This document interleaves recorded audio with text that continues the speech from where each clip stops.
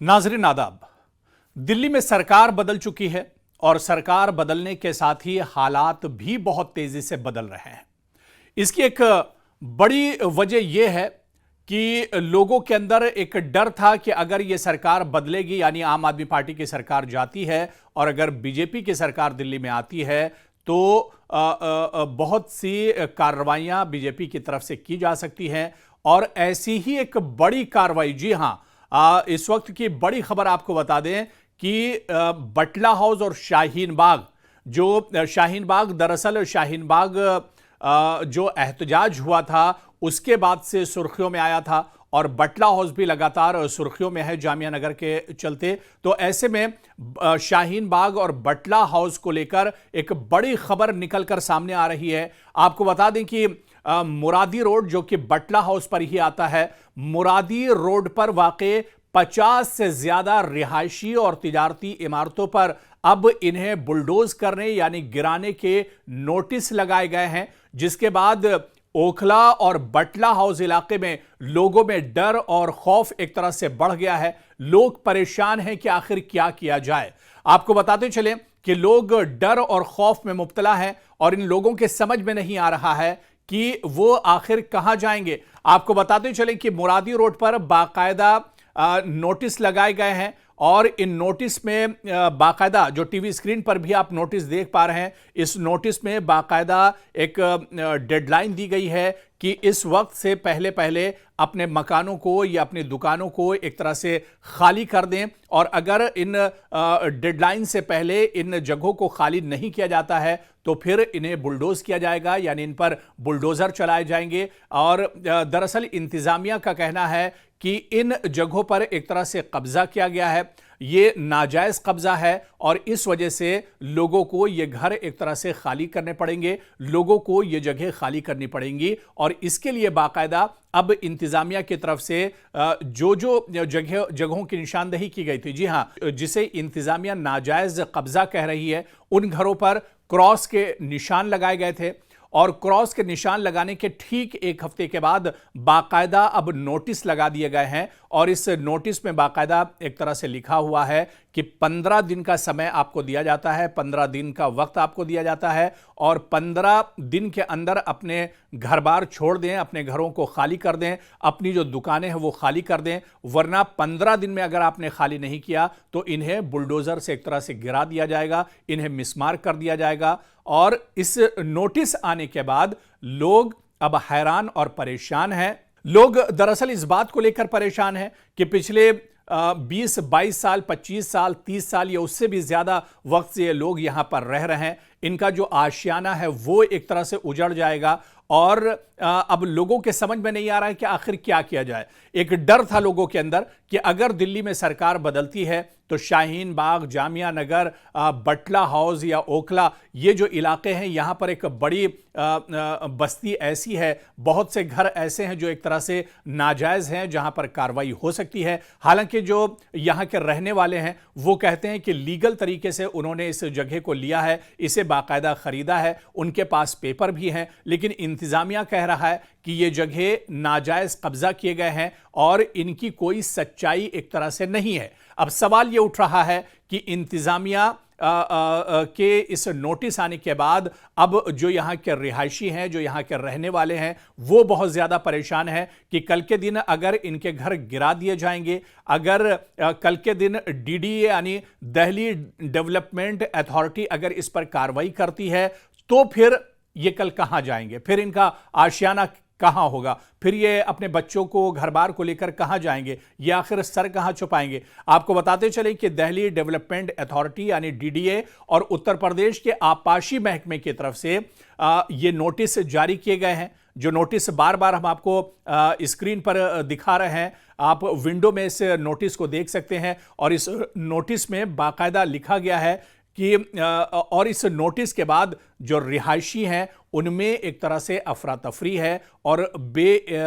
लोग एक तरह से परेशान हैं। और बहुत से लोग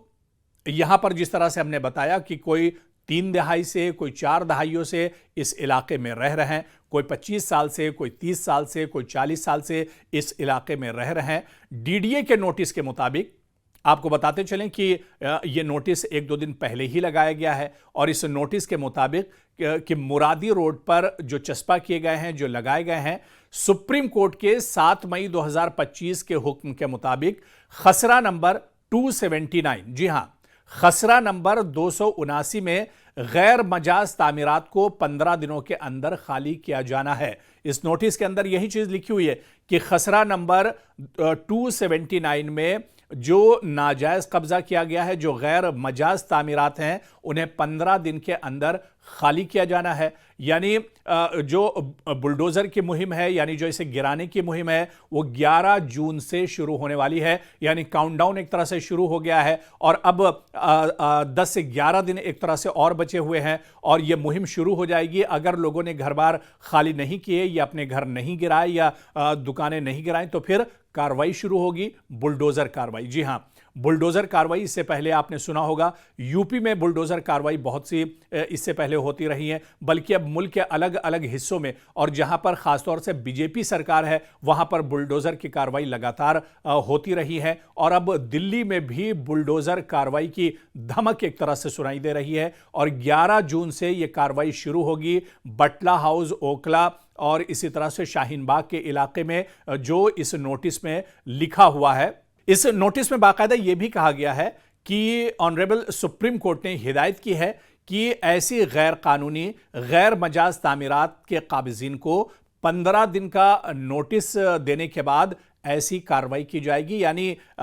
इसके बाद बुलडोजर चलेगा, इसके बाद फिर इंतजामिया सख्ती करेगा। इन्हिदाम का प्रोग्राम बगैर किसी नोटिस के 11/6/2025 से अंजाम दिया जाएगा। देखिए, नोटिस में ये तमाम चीजें एक तरह से वाजे कर दी गई हैं कि 11 जून 2025 से पहले पहले अपने घर और दुकान खाली कर दीजिए और अगर इसे खाली नहीं करते हैं, क्योंकि कोर्ट इसे एक तरह से नाजायज कब्जा मान रहा है, डीडीए इसे नाजायज कब्जा मान रहा है, उत्तर प्रदेश का जो आपाशी महकमा है वो इसे नाजायज कब्जा मान रहा है और नोटिस में बिल्कुल साफ कर दिया गया है कि 11 जून 2025 से पहले अगर आपने इसे खाली नहीं किया, इसे नहीं छोड़ा, तो फिर यह कार्रवाई अंजाम दी जाएगी, यानी आपके घर गिराए जाएंगे। तो मुनासिब तौर पर जाहिर सी बात है कि एक वार्निंग अभी दी गई है, जो नोटिस लगाया गया है ये एक वार्निंग है और अब जो रिहायशी हैं वो एक तरह से बहुत ज्यादा परेशान है, बल्कि रिहायशियों का इल्जाम है कि डीडीए ने अदालत के हुक्म से तजावुज करते हुए